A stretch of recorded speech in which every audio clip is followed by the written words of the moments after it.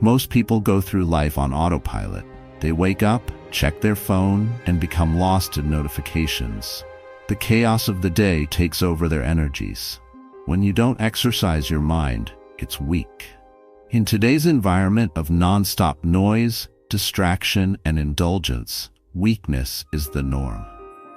There is, however, another way. The Stoics walked it.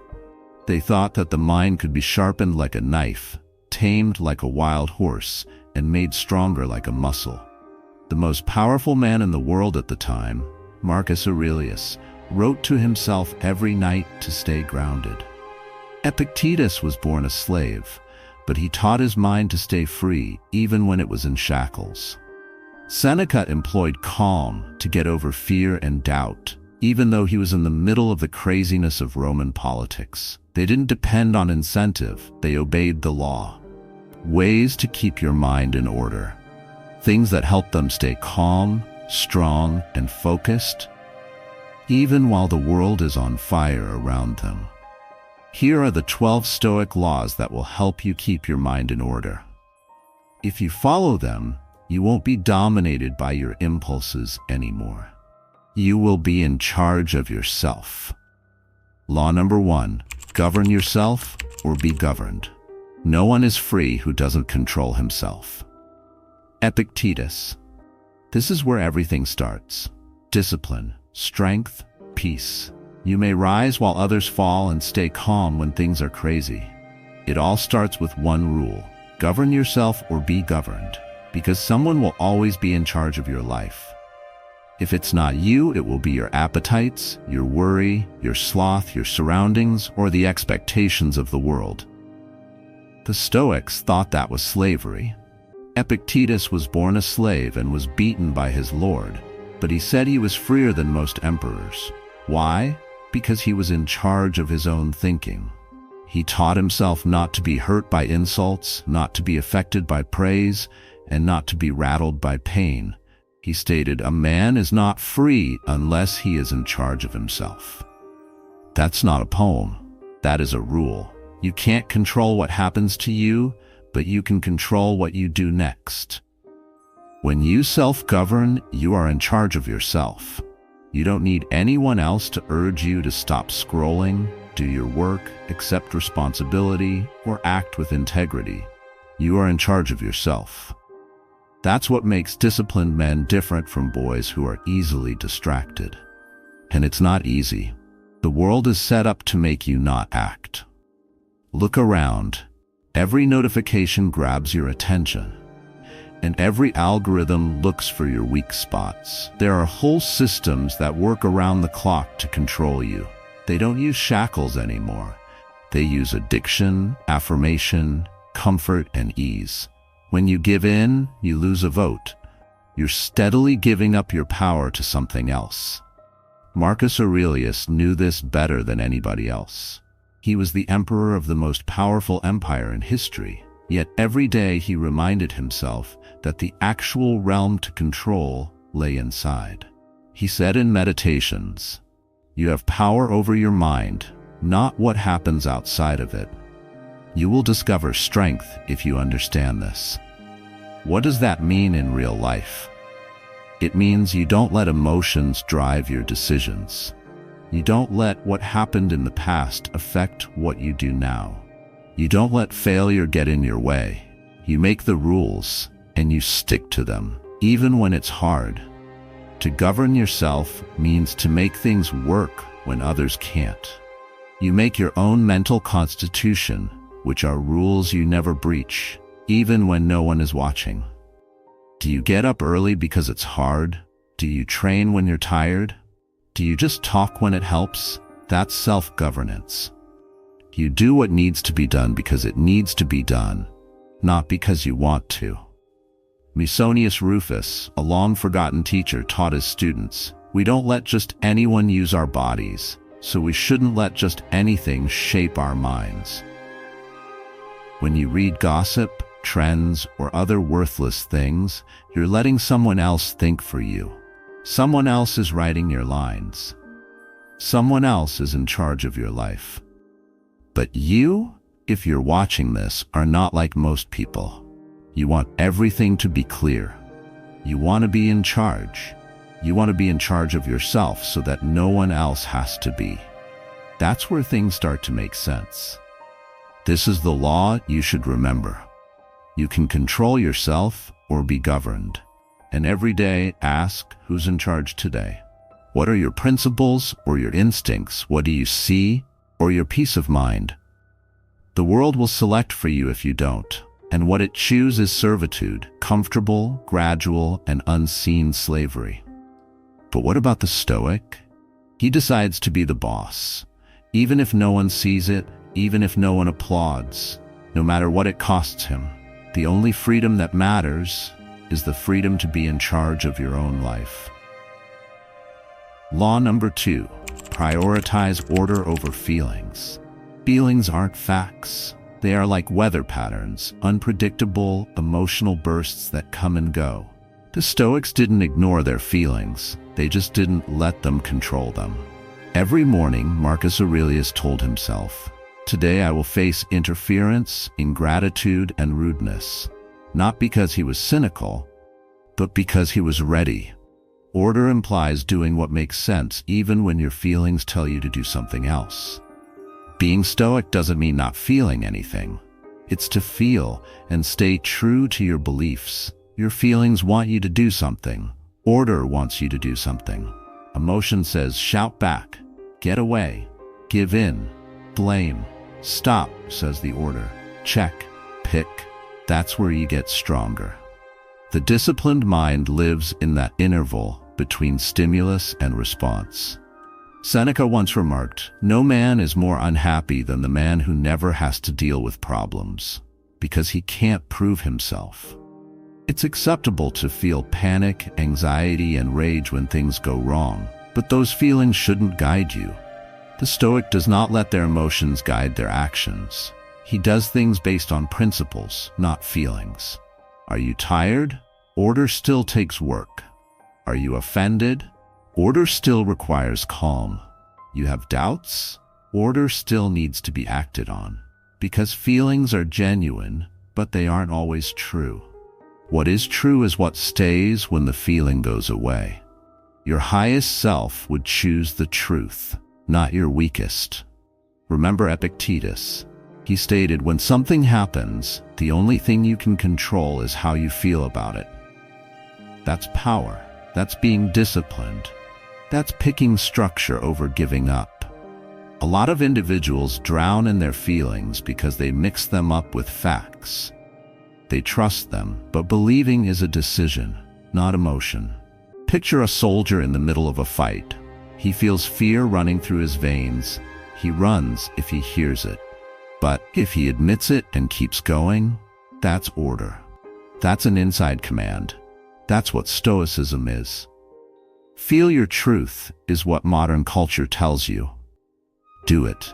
But you can't find the truth in your sentiments. You have to test it against them.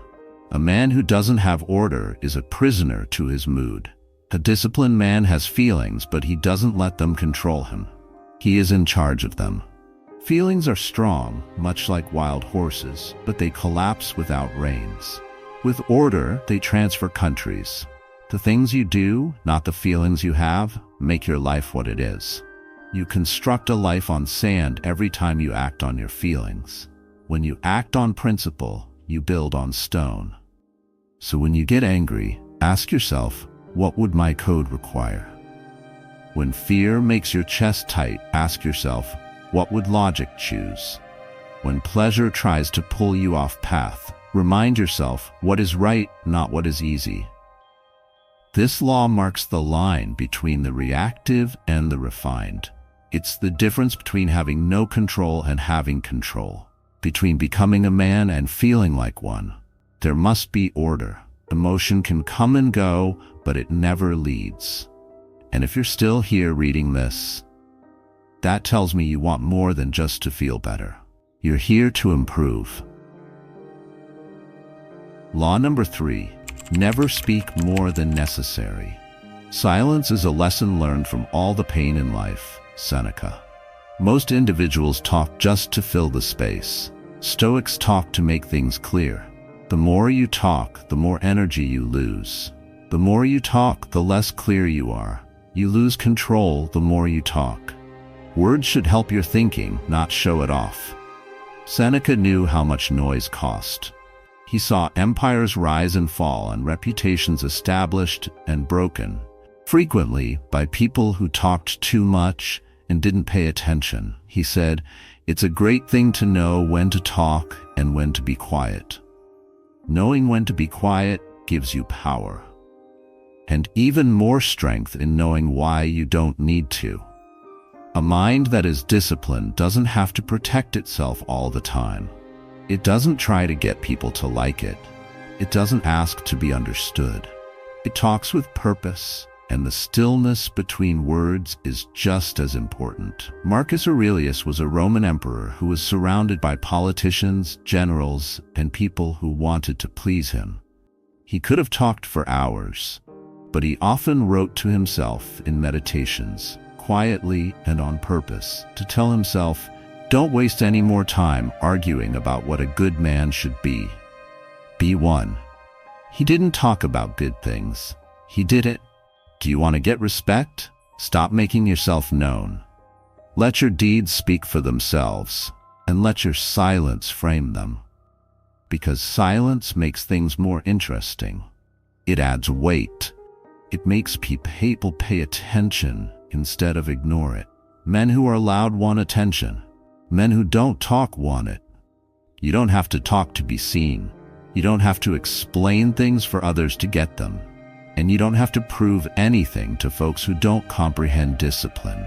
Only talk when it makes things clearer. Only speak when it serves the truth. Only talk when not talking would be wrong. Epictetus told his students that they should use their 2 ears and 1 mouth in that order. Listening is not something you do passively. It's a gun. It helps you in every room, every deal, and every connection. The more you talk, the more people can guess what you'll say next. You become more dangerous the more you listen. And don't think that being quiet means you're weak. In Stoicism, silence is a way to hold things in. It's pressure rising up behind silence. It's the sword still in the sheath, not because it can't be used, but because it doesn't need to be. That level of self-control? That's not common. That's strength. The world wants people to always comment. News, thoughts, responses. Speak now or be forgotten, it urges. But the Stoic says, "I'll talk when it matters, and when I do, you'll remember." So check your wording. Are they well behaved? Do you need them? Are they based on principles, or are they just noise? Don't talk more than you need to. Your silence might be your power. Let it bother those who need to be validated. Let it put space between you and people who chatter. Let it sharpen your thoughts like a knife. Because they'll listen when you do talk. And they will realize that this man doesn't waste words. Law number 4. Win the morning, win the mind. Marcus Aurelius didn't just get up. He had to fight to do so. In Meditations, he said, "You don't love yourself enough, or you would love your nature and what it asks of you." He was talking about that first moment of resistance, the bed's warmth, the weight of comfort, and the voice that urges just 5 more minutes. But the Stoic knows that being comfortable first thing in the morning will cause problems later. Law 4 isn't just about getting up early, it's about getting up in charge. The first hour of your day is when you either win or lose the battle for your thoughts. Before they even get up, most individuals give up. They grab their phones, look at their notifications, and eat before they even have time to think. That's not how a man who is disciplined starts. The Stoics saw the early dawn as a holy ritual. It wasn't a choice, it was a statement. I am in charge. When the world is quiet, what you do then will have an effect on every choice you make afterward. Epictetus stated, "If you want to get better, don't mind being seen as dumb and foolish." That means not paying attention to the world when you wake up. For an hour, Don't pay attention to the world. Read philosophy, breathe on purpose, and move your body. Write down what you want to do. Think on how you want to go through the day, not how the world wants to go through you. The spirit you build in the first few minutes, not the schedule you follow, gives you strength. You're not simply getting ready for the day, you're also shaping your character. Seneca told us how fast time goes by when we don't pay attention to it. He said, "People are careful with their personal property, but they waste the most time when they waste it." We give up our time in the morning, which is when most people steal it, to small changes, to worry, to things that get in the way. But every dawn you protect is a brick in the wall of mental order. Some days you will wake up exhausted.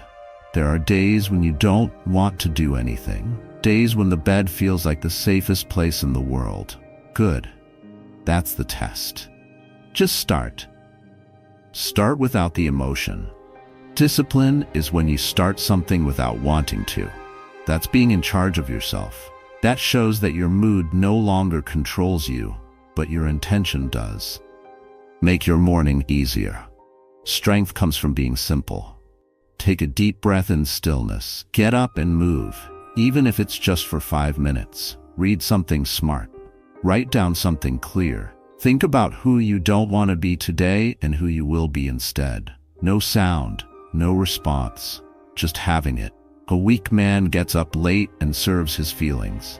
A man with self-control gets up early and lives by his values. If you win the morning, the world will go your way. If you lose it, the day owns you. So don't dispute when the alarm goes off tomorrow. Get up, take a breath, go. Think. Don't wait till you want to. Power starts before the mind agrees. Law number 5, practice voluntary discomfort. Musonius Rufus didn't only talk about philosophy, he lived it. He thought that ease didn't give you strength. Suffering, difficulty, and denial did. He taught his students to face what others were afraid of. He urged them to walk barefoot, sleep on the ground, and eat only what they needed. Why? The man who can choose to be uncomfortable can handle anything life throws at him without flinching. Comfort has become a religion in today's world. The mattress ought to be soft, the meal needs to be rich, the temperature has to be just right. And we break when it isn't. But the Stoic does the reverse. He chooses to be uncomfortable before life makes him. He isn't astonished when hard times arrive, since they usually do. He has already learned how to do it. Seneca said, "Set aside a certain number of days during which you will be happy with the simplest and cheapest food and the roughest and coarsest clothing, all the while asking yourself, is this the condition that I feared?" This wasn't just a thought experiment. He did it over and over. And by doing that, he got rid of dread. Because you don't own rock bottom anymore once you've chosen to taste it. Uncomfortable feelings become normal. Pain becomes easier to deal with. Your intellect is untouchable. One of the easiest ways to follow this law is to fast. Not for the body, but for the mind. Don't eat or don't do either. Let your stomach growl and know that you don't have to do anything. You won't die. You have the power. That's power. Or you could try sleeping without your favorite pillow, shower with cold water, a long walk with no interruptions, no earphones, nothing but quiet, just discomfort, chosen, not forced. And this is the most important part. Choosing to be uncomfortable. You get to choose. It's yours. You grow bigger than it. That's what makes the Stoic different from the victim. The victim whines when things become tough. The Stoic nods and says, "I've been waiting for this." Denying yourself things you can easily afford is really powerful. You remind yourself that you don't need these things every time you do. I can get by without. I can handle it. I can get through pain on my own. That's what freedom is. That is discipline. That is a mental state of order. Musonius realized that a guy who is concerned with comfort is not a man. He is a slave to comfort. And slaves can never control their thoughts. They can never tell them what to do. They will always do what makes them happy, but not you. If you follow this law, no, don't wait for life to make you stronger. Begin today. Don't eat something you really want. Deliberately take comfort out of your day.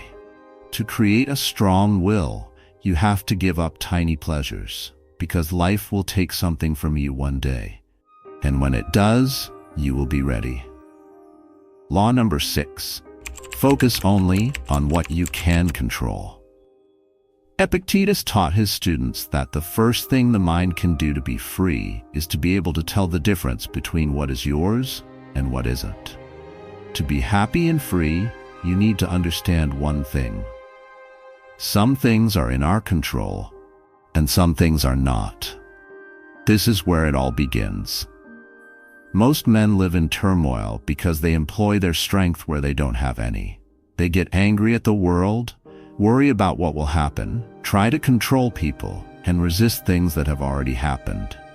And in the process, they lose who they are. The Stoic, on the other hand, makes a clear and unbreakable line. I command what is mine. I let go of what isn't. This isn't being lazy, it's being in charge. The man who just thinks about what he can control makes things orderly inside. He quits wasting energy on noise that doesn't matter. He leaves the storm and enters a calm place. His choices get clearer. His motions were sharper. His spirit was harder to break. Marcus Aurelius had to deal with battle, betrayal, illness, and death. But he kept coming back to this one idea. He told himself, you have control over your mind, not events outside of it. You will discover strength if you understand this. This quote didn't make me feel better. It told me what to do. He knew that the chaos outside would never end. But what did he do about it? That was his. All the time. So how does this work in real life? You can't make people like you. But you may choose how openly and honestly you talk. You can't change the market, the economy, or the results, but you can control how hard you work, how you prepare, and how you think. You can't change the past, what was said, done, or lost, but you can choose what to do next. Noise is everything outside. Everything inside is a decision. This law slices through worry like a knife. When you feel like you can't handle it, ask yourself, is this something I can control? If the answer is no, let it go like a weight you were never meant to carry. If the answer is yes, then you should do what you need to do with all the strength and discipline you have. Seneca warned about the man who defies fate. He remarked, "A wise man is happy with what he has, no matter what it is, and doesn't want what he doesn't have." That doesn't mean you shouldn't try hard. It just means you shouldn't be upset about things you weren't supposed to be good at. Letting go gives you freedom. You don't get real strength from managing everything. You get it from focusing on the few things that are really yours. What you think, what you do, your answers, your discipline. That is the main part of mental order. That's the area where things flourish. And what about everything else? Not important. This law is not a one-time thing. It needs to be done every day, every hour. When your emotions are high, when things seem unfair, or when you want to spiral. Stop, please ask, make a choice, do something if you can. Let go if you can't control it. No whining, don't blame anyone, no drama with feelings. Law number 7. Think in years, act in days. The Stoics knew that real mastery doesn't happen in a flash, but over the course of years. Marcus Aurelius didn't write in a notebook to get praise or fast affirmation. He created meditations as a way to shape his soul for the rest of his life. Discipline is a long-term goal, not a short-term goal. This law is the way of thinking that will help you get from where you are now to where you want to be. Most people who want quick results give up depth for quickness. which means they plant shallow roots that die in the first storm. The Stoic plants deep, understanding that it will take a long time to grow, but it will last. This kind of thinking encourages patience, not inactivity. It needs a long-term view, one that goes beyond today, the next month, and even the next 10 years. But that doesn't mean you should ignore the present. Balance is what Law 7 is about. Plan for the long term, but move quickly. Take a step back and look at your life as a whole. The big picture, the novel you're authoring. Let that vision give you a reason to live, a reason to be passionate, and a reason to stay strong when things go wrong. Then zoom back out. Only think about the next step and the task at hand. No being too busy. No paralysis. Just action. Steady, planned, and based on facts. Seneca said, "It's not that we don't have a lot of time to live, it's that we waste a lot of it." But wasting time doesn't mean going too fast. It means losing sight of what's really important. The disciplined man realizes this and keeps his eyes on the future while staying in the present. Your objective should be so big that it scares you. It should be the kind of goal that pushes you to grow and go beyond your bounds. But what are you going to do next? That should be easy to do right now. Write a single sentence. Call once. Take a deep breath and begin. This manner you keep going without getting tired. You respect how slowly change happens, yet you celebrate every day as a win. Plan your campaign like a general would. Walk like a soldier, one step at a time. Don't forget that Rome wasn't constructed in a day, but a stone was laid every day. What stone will you put down today? Law number 8. Destroy the need for approval. Epictetus said something hard to hear. If you want to get better, be okay with people thinking you're dumb. Wanting to be liked is like being in a silent jail. It ties your thoughts, actions, and even who you are to what other people think. When you want praise or are afraid of criticism, you give up control of your mind to outside influences. This is the reverse of discipline and mental order. The Stoic doesn't live to make people happy or have fun. He wants to grow. He knows that people who don't really know you often spend approval like money. It is not trustworthy or predictable. People will think you're not serious, make fun of you for being alone, and doubt your discipline. But that's their problem, not yours. Seneca said, "The mind has the power to be unconquerable." And that power is gone as soon as you rely on other people to tell you how valuable you are.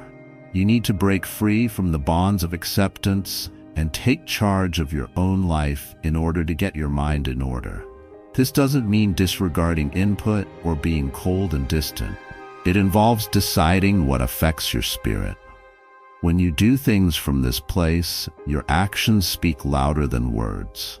Your calmness, your consistency, and your inner strength all speak for themselves. You don't have to explain, defend, or justify your journey. What you really need is your own approval. Marcus Aurelius had to deal with this himself. He told himself every day that he should focus on his own virtue and reason, not on what other people said or did.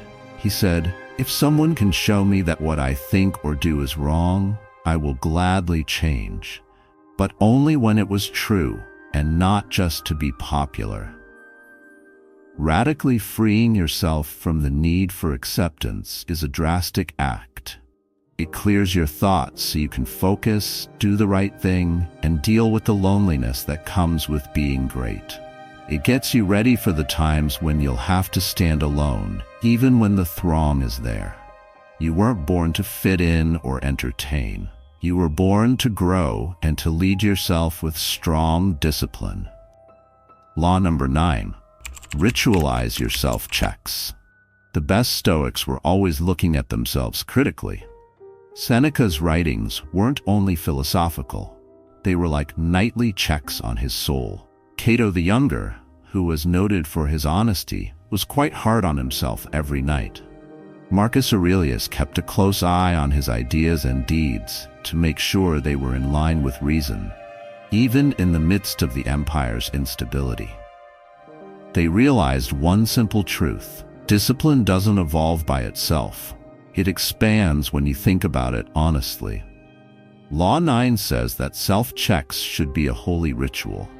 You can't make things better if you don't look at them. If you don't examine your work on a frequent basis, your mind will drift like a ship without a rudder, carried away by distractions, emotions, and outside chaos. But by doing a regular self-check, you develop a mental compass that directs you back to your true north every day. This isn't about being hard on yourself or feeling guilty. It's about being clear. At the end of the day, take a time to ask yourself, was I rational today? Did I use my time well, or did I allow minutes go by without noticing? Did I live up to my principles, or did I betray them in little ways? Did I think about what I said? Was I paying attention? These questions aren't meant to penalize you, they're meant to help you. Writing in a journal is one of the most useful things you can do here. Writing down your thoughts, feelings, and deeds makes you face the truth about your life. It changes quick thoughts into real ideas. It helps you keep track of your progress, see patterns, and change your course before negative habits become ingrained. Seneca stated, "Every new beginning comes from the end of another beginning." At the end of the day, you may start over. You can clear your thoughts, strengthen your willpower, and recommit to your values. This ritual creates lasting discipline because it makes improvement easy to see and constant. You become an artisan of your own mind, carefully and patiently shaping it. Every time you check yourself, you lay a stone in the foundation of mental order. Don't let this routine break. Respect your self-review as a demand that you can't ignore, whether it's 5 minutes before bed or a moment in the morning. The results will build up slowly but surely. Your intellect will be sharper, your behaviors will be cleaner, and your life will be more in line. Law number 10. Feed your mind deliberately. You don't get mental strength from luck or willpower alone. You build it up by what you feed your mind on a regular basis. Your mind grows what you put in it, just like a garden. If you plant weeds of negativity, distraction, and shallow noise, they will take root and choke away your attention and clarity. But if you plant seeds of truth, discipline, and wisdom, you will get back strength, peace, and mental order. Seneca said, "We should hunt out the helpful pieces of teaching and store them in our minds like a treasury." This is in line with this idea. This treasury isn't just a collection. It's an active armory that will help you fight the wars of life. Deliberately feeding your mind requires being careful about what you eat and drink. We are bombarded with unending streams of news from the world, social media feeds, gossip, spectacular headlines, and constant entertainment that is meant to get our attention, but usually doesn't help us in any way. People nowadays are starving for depth because they are ingesting too much noise. The Stoics knew that your thoughts influence your reality. Thus, they were very careful about what they thought about. Marcus Aurelius, one of the best Stoic emperors, didn't just happen to become wise.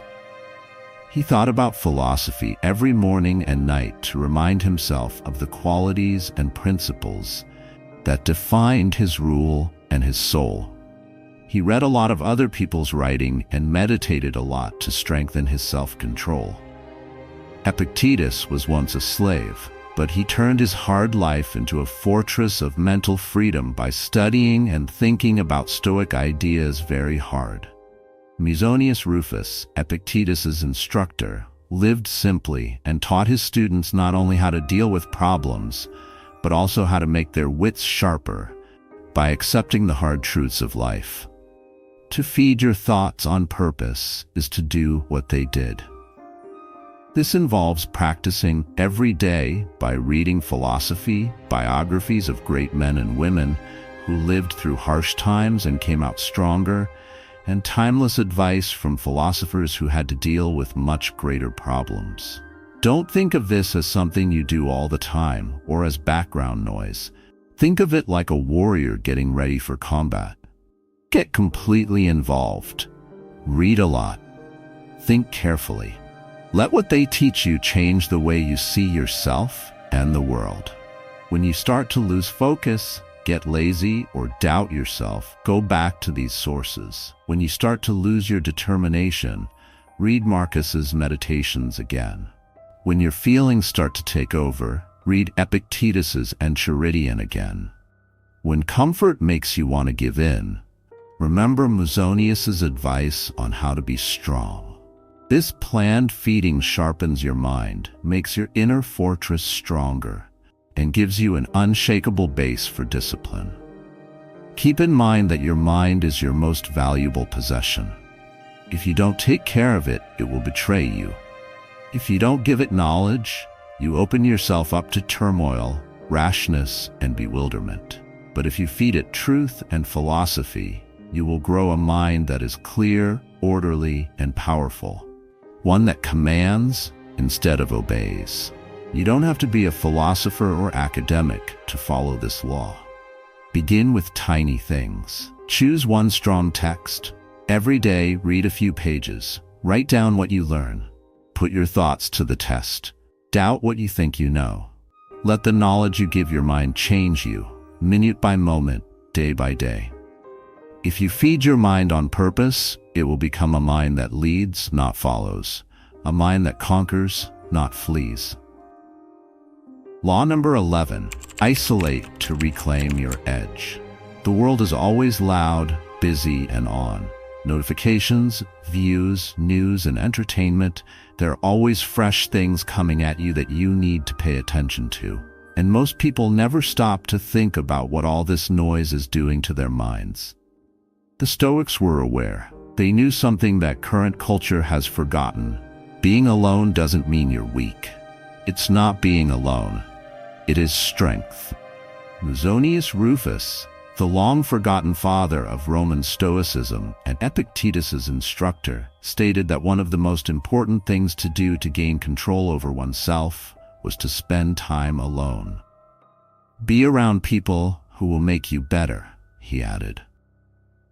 If there weren't any around, he told his students to be alone and reflect, to fight with their thoughts in quiet. He thought that the only way to find out the truth about yourself and improve your morals was to intentionally pull away from others. Marcus Aurelius was the emperor of an empire, but he still found time to think deeply and contemplate. He often wrote his most honest thoughts in perfect seclusion. Epictetus said that we should be able to step back from the tumult of life and think about our decisions, not in front of a crowd, but in silence. But what about today? People are afraid of being alone. They are afraid of being alone with their thoughts. They are terrified of the silence because it might tell them something they aren't ready to hear, so they fill every moment with music, podcasts, and scrolling. This is exactly why you need to be alone. To get back your edge, the sharp clarity and focus that the Stoics had, you need to step back from the cacophony. Law 11 says you have to isolate on purpose, not as a way to get away, but as a plan. Take an hour, or even better, a day. Unplug entirely. No phone, no music, no talking, just a thought. Just breathe, just being there. Take a lengthy walk without any distractions. Take a seat with a blank journal and write down everything that comes to mind. Look at the trees, the sky, and the questions you've been putting off. This is how to clear your head. Being alone helps you get your instincts back on track. It takes away what other people believe and feel, as well as trends and diversions, and shows you what you really think and feel. It makes things clear again. It teaches you to be present. And when you return to the world, you don't come back gentler. You come back sharper, harsher, more deliberate, because your thoughts are suddenly your own again. Being alone is a weapon, a thing to use, a ceremony. Before he fights in the arena, the warrior practices by himself. You have to do the same thing. Make this law part of your week. Take care of your quiet time like your life depends on it, because it does. In a world that wants your attention, getting it back is a big deal. Law number 12. Accept everything, expect nothing. This is the law that makes soldiers into philosophers and philosophers into legends. The last and most important Stoic precept is amor fati, which means love your fate. Don't put up with it. Don't be angry about it. I love it. To accept the curveballs, the chaos, the cruelty, and still say good, because every hit makes your form stronger. Every setback makes you more focused. Seneca, who had to deal with exile, losing his money, and the unpredictable anger of emperors, wrote, "A good character, when established, becomes the rule of life." But that character isn't built in comfort. It is shaped by hard times. You can't get that kind of inner order if you keep complaining about how things should have gone. That's your ego talking. That is the mind trapped by false hopes. A Stoic has none. A Stoic gets ready for hard times. A Stoic welcomes the storm with open arms. Marcus Aurelius buried 8 of his children, governed during war and plague, and still stated to love only what happens, what was meant to happen. No more harmony. That is not accepting things passively. That is the strong embracing of reality, not wasting a single drop of energy on regret, entitlement, or complaint. Because fighting against life is a waste of it. But if you totally accept life without flinching, you will be unbreakable. Most people won't want to hear this, but life doesn't owe you a fair fight. People will let you down, plans will go apart, death will come. You don't have to stay away from the fire, you have to walk right into it. You will never be surprised if you don't expect anything. Nothing can disturb your peace when you accept everything. You need to change the way your mind works so that you respond instead of react. Smile if you win. Smile even more if you lose. Peace is your reward if people forget your name. Let the world try to break you if it wants to. Give it something that can't be broken. This is the best Stoic work, not because it's poetry, but because it can't be shaken. Love fate. Accept your fate. Use every bad thing that happens to you as fuel. Like a soldier accepts war, accept truth without complaint, fantasy, or retreat. And this way of thinking sets you free. This last law is what makes everything else work. You will keep living in fantasy if you can't face the truth. But what happens after that? You become disciplined not because you have to, but because it fits with how life works. So keep this in mind. Take care of yourself. Make order a priority. Talk less. Win the day. Discomfort while training. Take charge of what you can. Think about the years. Stop approval. Think about things every day. Give your mind food. Take care of your alone time. And most importantly, accept everything and expect nothing. These are the 12 rules for keeping your mind in order. Not thoughts, no quotations. Rules. Learn them by heart. Use them. If you break them, you break your mind. Now you can go. Be disciplined in your life. Stay dangerous. Be free. Once the mind is in order, it can't be beaten.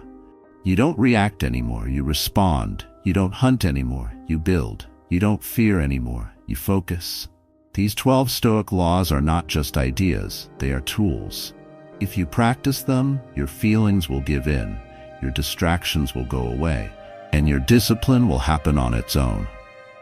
You don't need to be motivated, you need rules, you need to be in charge. Your excuses aren't strong enough, you need a system that is. You simply got that system. Now use it, without mercy, over and over, without stopping. Stay on task, stay strong, stay calm.